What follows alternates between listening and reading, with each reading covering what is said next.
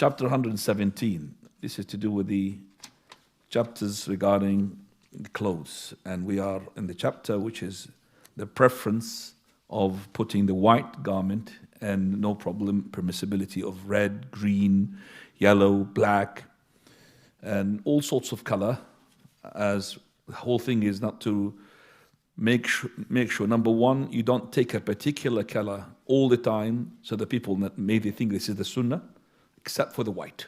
That's number one. So the chapter is that you could put any color, but you can't put it all the time, especially in a specific occasion. Let's say you put it on death, condolences. Like for example, you choose it for the khutbah. And you keep doing the black. That's not allowed except for one color, and that is the white color.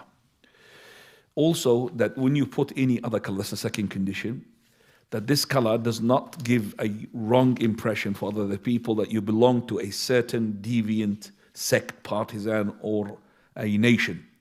So those nations are well known for this. So if you put this, you might confuse people. So you're not supposed to put the clothes that would resemble those people who are not upon the correct manhaj. This hadith now talks about the Imaama. And the Imaama here of the Prophet ﷺ has as well a style of how you put it. It says here, this hadith, Jabir, he narrates for us that the Prophet ﷺ, he entered on the day of the regaining of Mecca. We don't say the conquest, because conquest taking something by force, and it was not by force. And conquest means that you take something that does not belong to you, and it belongs to the Prophet ﷺ, Mecca. Upon him, the dark or black Imaama.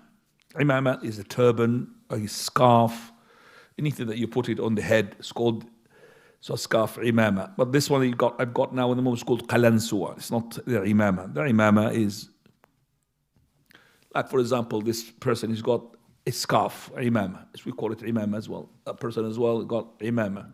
Different styles. That's good actually, I would say demonstration for our class. Now the Imaama again, if it is white, then that's from the Sunnah of the Prophet ﷺ, because it's included in the clothes. But if you're going to put a particular Imaama and you all the time, you're going to dress up in that particular Imaama in terms of shape-wise and color-wise to make the people think that this is the Sunnah. So you come all the time with black Imaama to do the khutbah. Then the people think this is the Sunnah, and it's not the Sunnah. Or a person that every time he comes to do the salah, he will put a Imaama, specific one with a specific shave. Once he finishes the prayer, he takes off that Imaama. That's the first condition. Second condition is that Imaama does not resemble any partisan or sects, again, which are known to be deviant. And we do have some deviant sects that do have certain colors all the time. They said the Sufi, remember the green. And we do have certain people, certain partisans, they do put a specific way of Imaama. As soon as you see him, you would say that he's belonged to such and such group or to such and such manhaj. Like for example, we have Jama'ah that they put this type of Imaama even if they are in a country where their Imaama is almost the same, but theirs is got like a particular shape. Okay, so this Imaama, they put it for a specific group of people, and it is massive and wrapped like this, and in the middle, okay, that there is like a hat on top of it. Okay, that is, for example, to a particular people who are belonging to the high elite people from the scholars, and they should not do that. Like for example, he's Azhari. So it's called Imaama like this, and the bigger it is, the more supposed to be more brainy, okay, and more knowledgeable.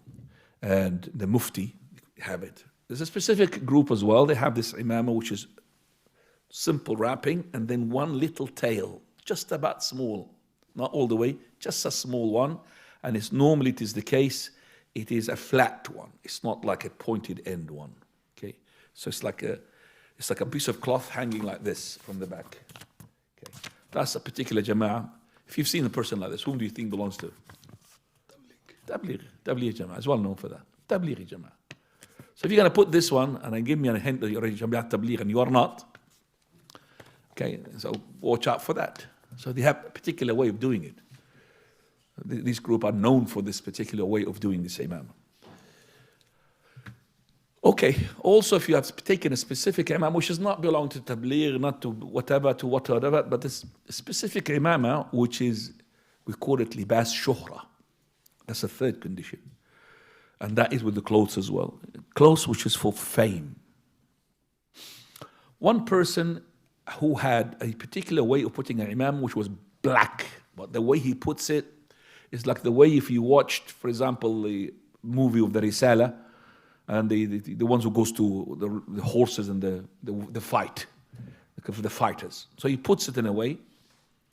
When he sat down in front of our Sheikh Al-Albani rahimahullah, and I was the translator, and he's supposed to be the head of such and such dawah, without making names here. But that person, he was well known as to be a head of such and such. So before he started and firing the question to Sheikh Al-Albani fired the question onto him. Why are you dressed up with this imamah? So he gave his answers, and the Sheikh Al-Albani gave 3 answers, and then the Sheikh dismantled all these answers. But one of the answers that he had said, he's a very clever person. He said that this distinguishes me from the disbelievers. That where he is, this is this country, let's say, distinguishes me from the disbelievers again. Can I just ask you, brother, come forward, Ikhwani, don't leave gaps like that. It's a big gap. Yeah. Barakah, wallah, don't leave gaps. So he said to him, okay, he good answers. Actually, the first answer was, he said, because there's a particular sheikh, was next to the Sheikh Al-Albani, who had seen me and didn't say anything. And there's a very good reason. Sheikh Al-Halabi it was. Okay, Sheikh Al-Halabi was, he was seeing me a number of times when he came to this country and didn't say anything. Number 2, he said that this imamah distinguishes me from the disbelievers. Okay. Number 3, that the imamah, I thought this is the Sunnah. So the Sheikh Al-Albani started with the last, the first one. He was the last one he mentioned, which is Sheikh Al-Halabi, can you just answer? He said, no, I can't say anything, Sheikh. You are the scholar. I don't really say anything. He was shaking and so scared, Sheikh Al-Halabi. And then he started, getting red face. I've seen him, red face, because the Sheikh Al-Albani said, why didn't you say anything? And the Sheikh Al-Albani then he said, as for distinguishing from the disbelievers, I was dressed up like that, brother, with that normal imam like this, next to him. He said to him, Abu Suhaib, you look at him.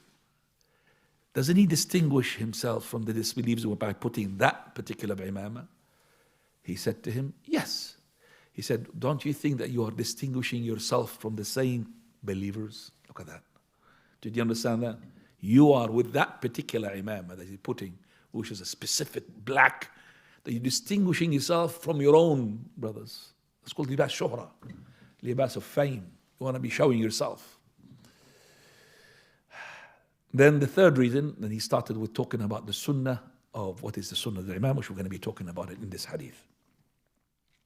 Ikhwani, I remember a scholar, he used to come from Yemen to meet the Sheikh Al-Albani in Jordan. His imamah is like the imam of this brother, comes from Yemen. This is a Yemeni. Now, if you came to Jordan, that imamah is strange for us. It's not digestible, if you understand me. It is not really from the urf. Al-urf meaning like the people know, even in Syria, say we don't have that imamah. Straight away, this scholar, who is known, very known scholar, when he comes to Jordan, he takes the imamah off like that one, and he puts it so he could be like that, not distinguished from the others ones. See the understanding? Straight away he puts it. You are in a country here, there's no such thing we call the imamah of the English, the imamah. So you could put whatever you like. But what I'm just saying, as long as you're not resembling a particular partisan who are known to be not from Ahl Sunnati wal Jama'ah, not the Salafis group. The Salafis would follow the Salaf-us-Salih. Sunnah of the Prophet in terms of the Imam. Prophet of Allah, he had seen with this imamah, he said, وَقَدْ أَرْخَى طَرَفَيْهَا بَيْنَ كَتِفَيْهِ. So this imamah has got 2 ends. 2 ends. So when he wrapped it, it's got 2 ends. And he made the 2 ends going between his shoulders here, not at the back. That's the first description of the hadith of Prophet ﷺ. Another one, Sahih Muslim, it's got 3 ends, 2 here and a third one. None of the Imam of the Prophet ﷺ had 1 end. But no problem if it's a tradition of Yemen, they have this. But as long as it does not represent a deviant sect and not to distinguish you from the people who are believers in that area, in that way you are. So Sheikh Al-Albani, he had rahmatullah alayhi, he had said to us the Imaama in terms of what the Sunnah. Then he said, in where he used to reside in Bilad al-Sham in Syria, he said, one day I entered a masjid where I have seen a very strange Imama which I've never seen like it. The Imam of the masjid, he's in this mihrab. You know the mihrab, which has got like a special space there where the Imam, it's not from the Sunnah, it's called, we call it a madabih, or taq, madabih, or taq. They call it the mihrab as well. But the mihrab is not the correct word for that. Mihrab means the place of ibadah, it doesn't mean that thing in the wall. So that Imam is in that little thing, which is enough for him to lead the people. You've seen what I'm talking about, yes? Mihrab. He said that I've seen that his Imama is filling up the mihrab.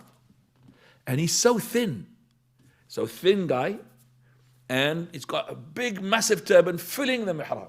I've never seen an Imama like this. And he was so funny. Okay?